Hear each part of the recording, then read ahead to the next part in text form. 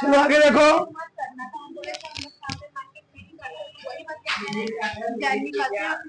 हम सब क्या बोल रहे थे? शंकु परिच्छेद। क्या बोले? शंकु परिच्छेद पढ़ रहे थे ना हम लोग। पढ़ रहे थे दीर्घवृत्त। क्या पढ़ा? दीर्घवृत्त पढ़ रहे थे। पूरा मैंने इस बार डिवाइड कर दिया था। हम लोग पढ़ेंगे समीकरण। क्या पढ़ेंगे? समीकरण। अब यहाँ देखो, दीर्घवृत्त होते हैं दो प्रकार के। एक होता है क्षैतिज दीर्घवृत्त। क्या होता है जी? क्षैतिज। दूसरा क्या होता है? ऊर्ध्वाधर दीर्घवृत्त। एक होता है हॉरिजॉन्टल एलिप्स। दूसरा क्या होता है? वर्टिकल एलिप्स होता है।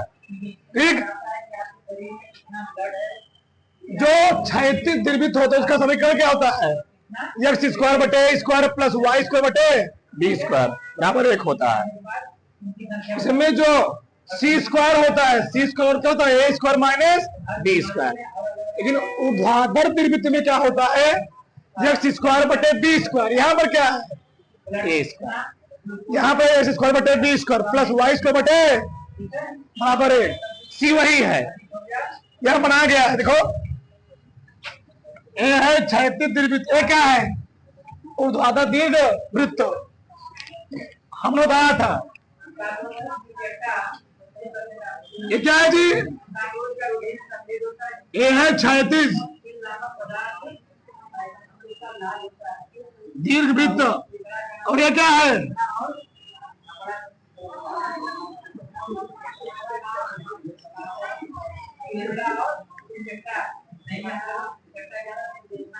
ऊर्ध्वाधर दीर्घवृत्त है। नाभि इसमें होती है तो इस वाली नाभि निर्देशांक कितना होता है? सी का मान। इसका सी का क्या होता है? ए का मान। इधर क्या होता है? 0 का मान। इधर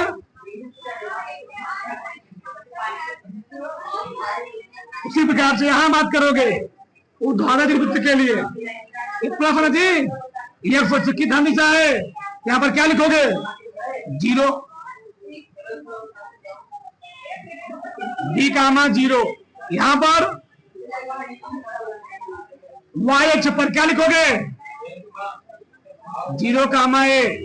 यहाँ पर माइनस वाई अक्ष पर इसका मान क्या हो? 0 ना जी, वाई के मान हो। यहाँ पर इसकी नाभि यहाँ पर है, इसको हम लोग क्या बोलते हैं? सी। क्या लिखो बताओ? वाई अक्ष पर है 0 का मान सी। यहाँ पर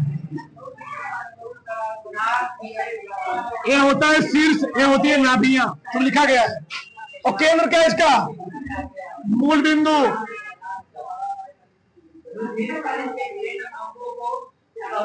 केंद्र दोनों मूल बिंदु है। शीर्ष क्या है इसका? प्लस माइनस है। किसमें जी? प्लस है। किसमें है? प्लस माइनस ए कामा 0। इसका क्या है?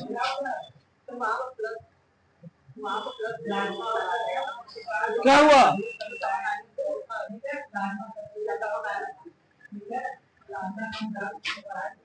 यहां माइनस, यहां प्लस। ठीक। शीर्ष प्लस माइनस ए कामा 0 होता है दिया। प्लस माइनस ए कामा 0। इसके लिए क्या जाएगा?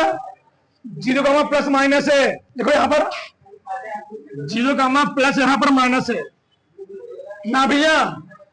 प्लस माइनस सी का मान 0। देखो यार, प्लस है क्या है जी? माइनस है। सी का मान 0। इसके नाभि क्या होगी? इसकी नाभि कहां पड़ेगी? वाई अक्ष पर। कहां पड़ेगी? 0 का मान प्लस माइनस सी। इससे हम लोग ऐसे दिखाते हैं, ऐसे भी दिखाते हैं। अगला क्या है? दीर्घ की लंबाई। दीर्घ क्या होता है? दीर्घवृत्त का नाभि जिस अक्ष पर होता है उसको हम लोग क्या बोलते हैं? दीर्घ। दीर्घ जिसकी लंबाई कितना होगी? 2a। ये नाभि है। दीर्घ जिसकी लंबाई कितना है जी? 2a। कितना है? 2a। लघु अक्ष की लंबाई 2b। दीर्घ अक्ष का समीकरण। दीर्घ अक्ष का समीकरण बताओ। दीर्घ अक्ष है, क्या दीर्घ अक्ष पर y का मान होगा? दीर्घ अक्ष पर ही है, क्या दीर्घ अक्ष पर x का मान होगा? इसी को से बन गया लघु अक्ष। लघु अक्ष वाला है तो लघुवचन पर क्या y का मान होगा? लघुवचन जी y का मान होगा, प्रत्यक्ष का मान नहीं होगा। सिवाय यहाँ एक है नाभि लंब की लंबाई। ये मैं तुमको प्रूफ नहीं करवाया था। नाभि लंब की लंबाई होती क्या है? जो यहां से किसी दीर्घवृत्त के नाभि से नाभि पर लंब रेखा हम लोग कहते क्या? नाभि लंब। तो नाभि लंब यहाँ पे, यहाँ तक हुई, ऐसे यहाँ पे इसकी लंबाई निकाले हम लोग कितना है? 2b स्क्वायर बटे a। कैसे मैं प्रूफ करते हैं? कैसे? तो यहाँ पर बताओ, द्विवृत्त समीकरण क्या होता है? x स्क्वायर बटे प्लस y स्क्वायर बटे दिशांक कितना हो गया यहाँ पर? सी का मान रखो। एक्स का मान कितना बताओ? सी स्क्वायर बटे स्क्वायर प्लस बराबर 1 हो। इस पर टर्म चले जाओ, एल स्क्वायर बटे बी स्क्वायर हो। कितना हो गया? 1 माइनस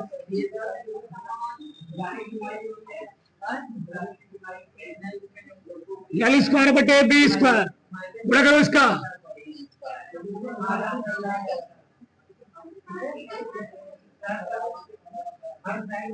तुम लोग बताया था, मैं क्या बताया था? क्या बताया था? सी स्क्वायर मान कितना बताओ?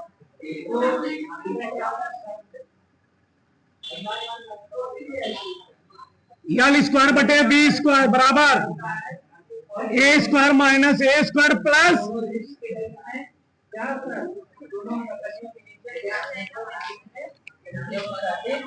कट गया।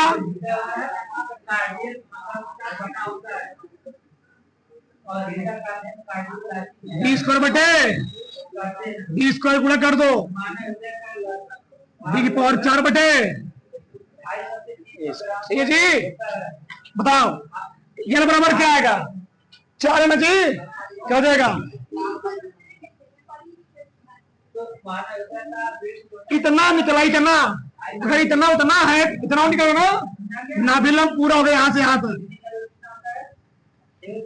तो लंबाई कुल लंबाई कितनी है बताओ?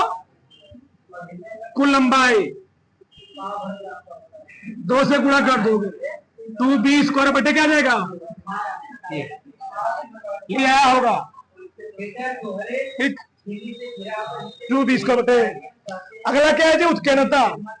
ई वो सी अपान है, ठीक। कभी में सिग्मा कितना होता है? उतना देखो, ठीक। अरे सी स्क्वायर कितना? ए स्क्वायर माइनस बी स्क्वायर। सी वो कितना होगा?